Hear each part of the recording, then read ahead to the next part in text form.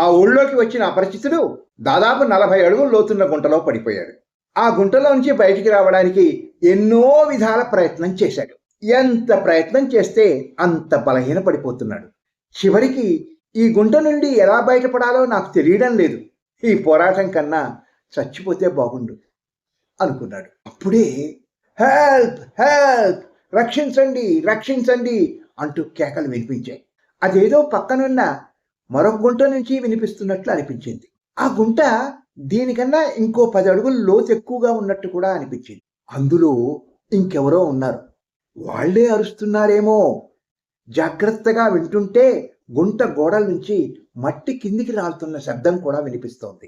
వెంటనే శక్తిని ధైర్యాన్ని కూడగొట్టుకొని కొద్ది కొద్దిగా పైకి పాకుతూ బయటపడ్డాడు. మీరు పడుతున్న బాధ గురించి తలుచుకుంటే మీకన్నా అధికంగా బాధపడుతున్న వాళ్ళు ఎంతో మంది ఉన్నారు. నిరంతరం మీ గురించి మంచిగా ఊహించుకోండి.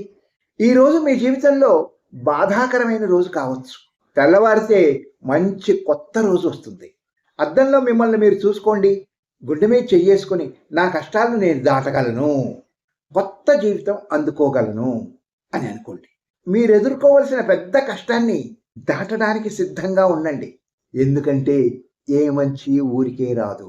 మీ ఆనందకరమైన సుఖమైన స్థితికి చేరుకోవాలంటే అవాంతరాలను ఎదుర్కోక తప్పదు. Good luck.